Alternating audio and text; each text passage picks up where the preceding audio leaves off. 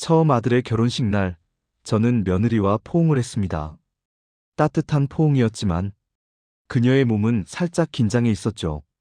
그때는 몰랐습니다. 그 작은 긴장감이 사실은 우리 관계의 시작점이었다는 것을요. 10년이 흐른 지금 저는 깨달았습니다. 며느리와 진정으로 편한 관계를 만들려면 무언가를 더하는 게 아니라 오히려 빼야 한다는 것을요.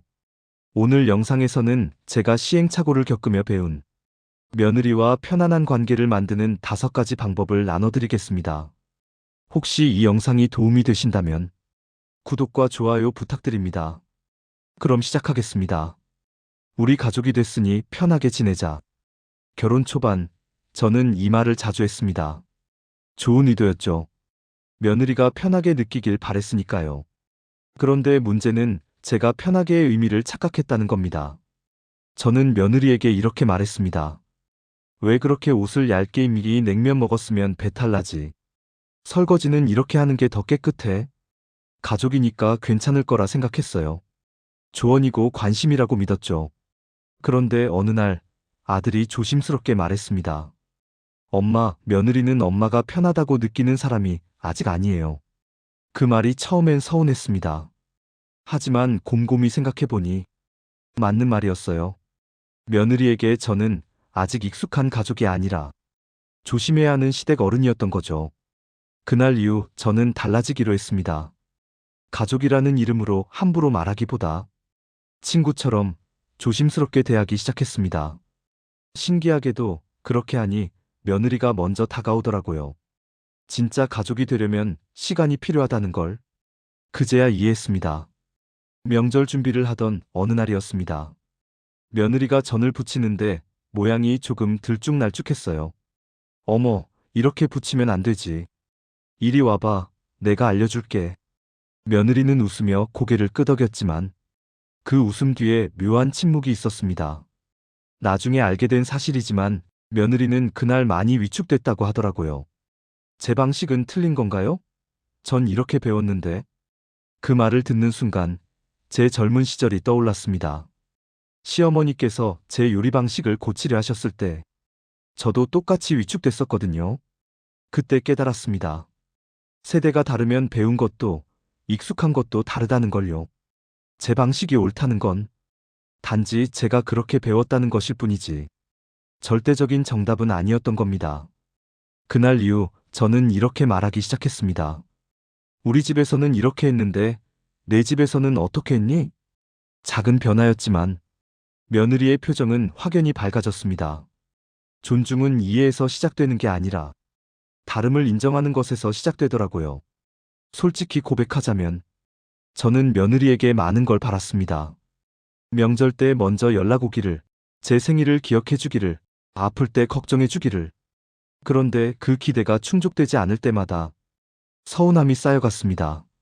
역시 친딸이 아니니까 다르네. 그렇게 생각하다가 어느 날 제 친구가 이런 말을 해줬어요. 그 기대, 며느리도 부담스러울 거야.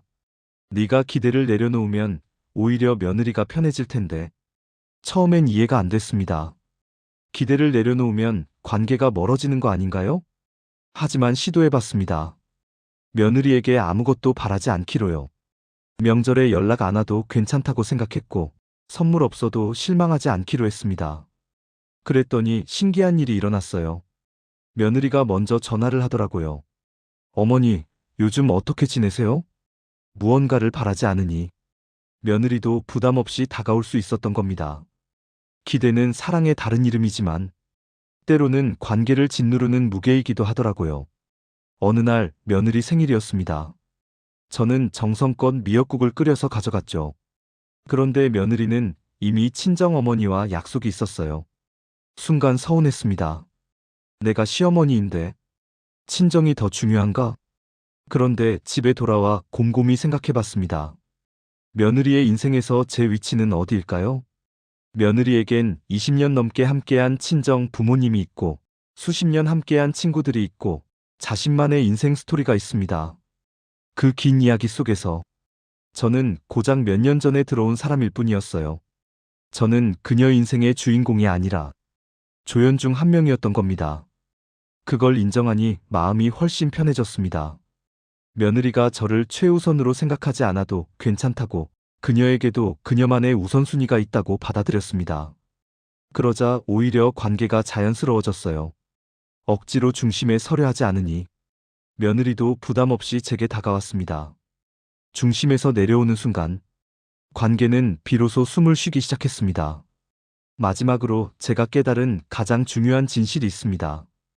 며느리와의 완벽한 관계는 존재하지 않는다는 것.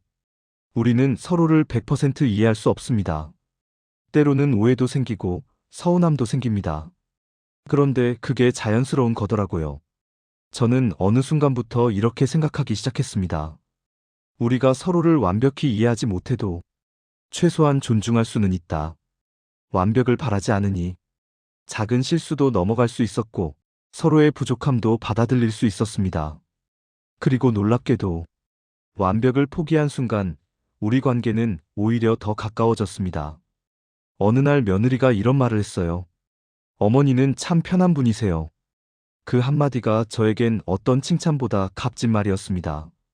지난 10년간 저는 깨달았습니다. 며느리와 잘 지내는 비결은 더 많이 가지려는 게 아니라 덜 쥐고 있는 것에서 시작된다는 것을요. 포기할수록 관계는 가벼워졌고 내려놓을수록 마음은 편해졌습니다. 오늘 영상이 여러분께도 작은 도움이 되길 바랍니다. 마지막으로 여러분께 질문 3가지 드리고 싶습니다. 첫째, 여러분은 며느리 시댁과의 관계에서 가장 힘든 점이 무엇인가요? 둘째, 관계를 개선하기 위해 시도해본 방법이 있다면 공유해주세요. 셋째, 오늘 영상에서 가장 공감되는 부분은 무엇이었나요? 여러분의 소중한 의견을 댓글로 남겨주세요. 그럼 다음 영상에서 뵙겠습니다. 감사합니다.